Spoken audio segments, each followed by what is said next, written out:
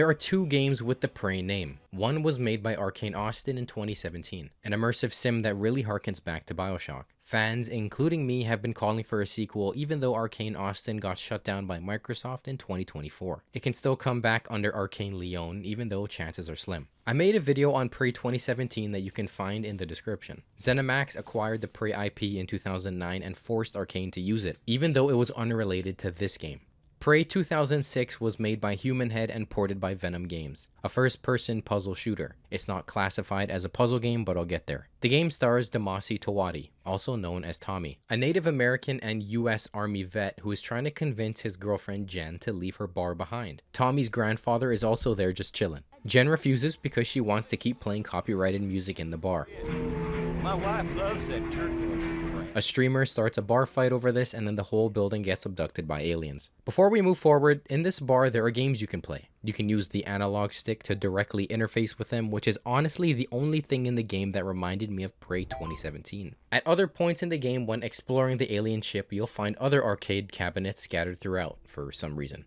Inside the alien ship, Jen, your grandfather, and Anisi, nope, that's his name. Inside the alien ship, you, Jen, and your grandfather, Anisi, are all about to be killed in Minecraft. It looks like someone got free. They end up setting off a bomb near you, which happens to free you as well. You start off with a crowbar and eventually start using alien weapons. You are now tasked with trying to free Jen and Anisi and work on taking down the ship. The guns the game gives you are pretty cool. They skimp out on ammo, but all the guns are unique. The first one being pretty cliche semi-auto rifle. Hitting the left trigger will zoom and make the shots do more damage. Other guns have different abilities on the left trigger, which are typically variations on the gun's main attack. One of my negatives with the game I just mentioned. The game skimps out on ammo. I guess they want you switching between them as you're making your way through, but often it resulted in me having to use rockets on weak enemies, or the shotgun on enemies that are further away. It got annoying.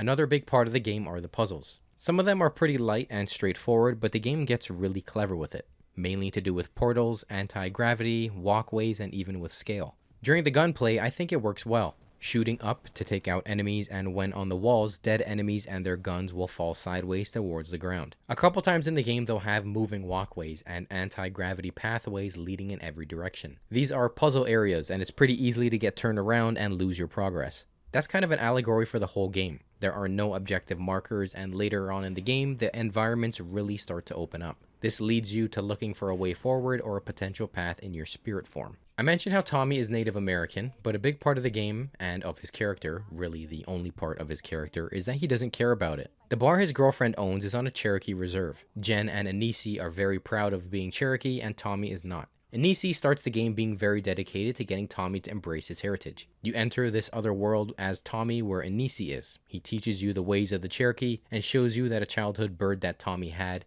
named Talon, will be alongside you for the rest of the game in this spirit form. Talon will show you interactable objects in the environment and can even stun enemies. After this, in the real world, Tommy can now enter the spirit form by pressing Y. This will leave his physical body behind and now be equipping a bow and arrow. In this form, you can pass through force fields, see hidden paths, and interact with control panels, otherwise out of reach. The drawback with this is that the spirit form is not phased by the gravity technology that the aliens use on board the ship. The last thing that this spirit world allows is that you can't die in the traditional sense. Dying brings you to this other world where Tommy is on the verge of reincarnation. His body descends and you in the spirit form now have the chance to spawn with full health and spirit energy. These blue and red bird-like things will be flying around. Shooting the red one will add to your health, and blue will add to your spirit energy when you resurrect. Overall, the game is pretty short and can be beaten in about 6 or 7 hours. It's pretty straightforward, going between combat encounters, puzzles, and combat encounters with puzzle elements. The game was planned to be the first in a long line of games, and it even ends by saying that Prey will return. It did, but not in the way that they intended.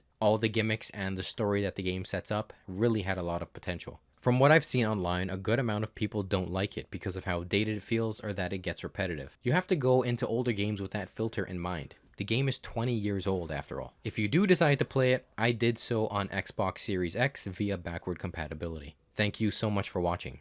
Please leave the video a like and subscribe to the channel. Both are free to do and help me out a lot. Thanks. Follow my socials in the description. I'll see you all in the next one. Stay safe.